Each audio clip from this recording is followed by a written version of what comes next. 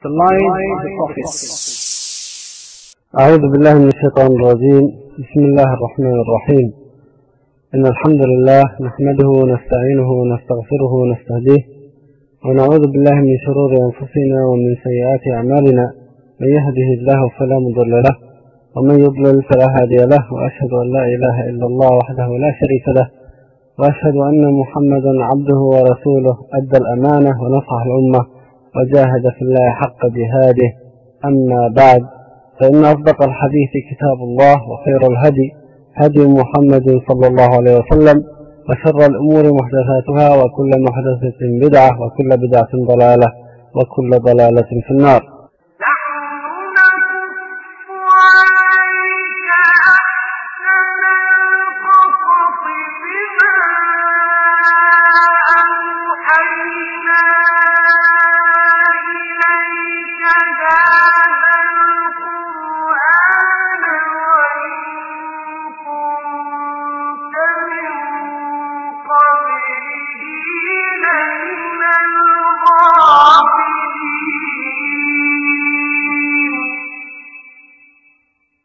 Allah subhanahu wa ta'ala says, "We relate unto you, O Muhammad, the best of stories through our revelations unto you of this Quran, and before this you were among those who weren't aware of it."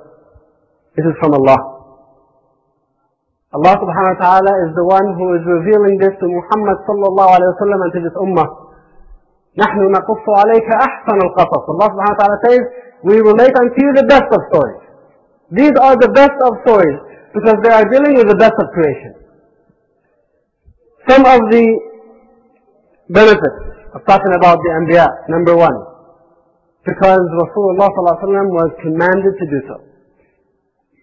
Allah subhanahu wa ta'ala says, فَقْصُصِ الْقَصَصِ. Relate unto them the stories. It's a command from Allah subhanahu wa ta'ala given to Rasulullah that he must, Allah subhanahu wa ta'ala is commanding him that he must narrate these stories unto the ummah.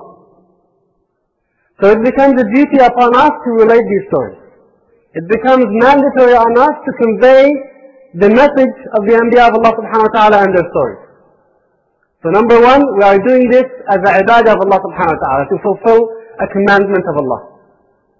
Number two, لَعَلَّهُمْ يَتَفَكَّرُونَ. فَقُصُصِ الْقَصَصَ لَعَلَّهُمْ يَتَفَكَّرُونَ.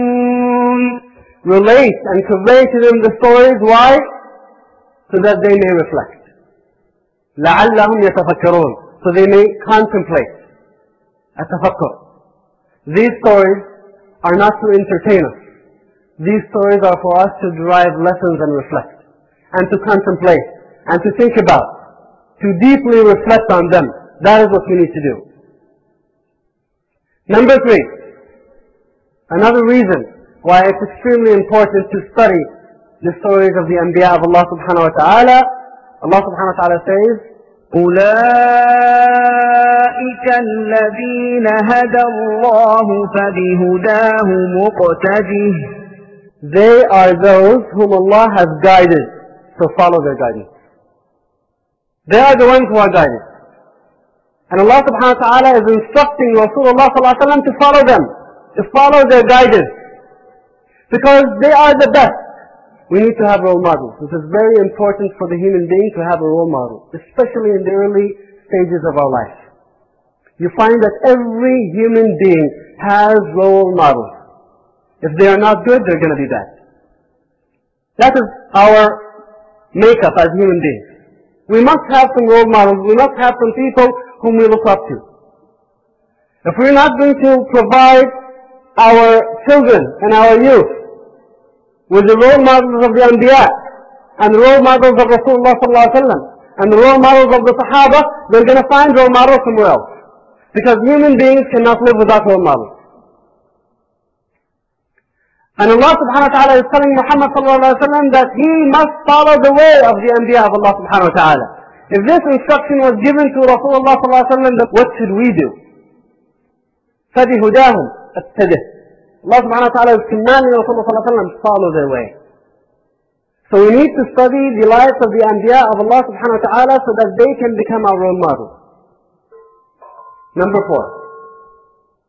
to love them. Al-Mahabba. If you do not know someone, you cannot love him. We all claim that we love the Anbiya of Allah. But if we don't know the details of their life, we don't know what they went through, how could we have respect for them? Abu Dhar came to Rasulullah ﷺ and asked him a question. قال كم عدة الأنبياء? What is the total number of Anbiya? Rasulullah ﷺ said 120,000 الرسل من ذلك 315 جما غفيرا. Rasulullah ﷺ said, what is the number of the Anbiya? 120,000. And the messengers among them are 315. So the Anbiya of Allah subhanahu wa ta'ala are 120,000. And the messengers, al-Rusul, are 315. I'm translating Nabi as prophet and Rasool as messenger. So there are two different things. Nabi and Rasool. Nabi, the plural of it is Anbiya. Rasool, the plural of it is Rusul. So what is the difference between the Nabi and the Rasool? What is the difference between the prophet and the messenger? There are a few opinions of the ulama on this. One of them is that the Rasool is the Nabi who is given a law. The Rasool is a Nabi who is given a law. But the Nabi who is not a Rasool is following the law of another Rasool. So every Rasool is a Nabi, but not every Nabi is a Rasool. Every prophet is not a messenger, but every messenger is a prophet. If a prophet is given a new law, then he becomes a Rasool and a Nabi. If he's not given a new law, then he is a Nabi, only a prophet. An example of that to make it a little bit clearer. Musa is a Rasool. Musa is a Rasool. Why? Because he was given the Torah.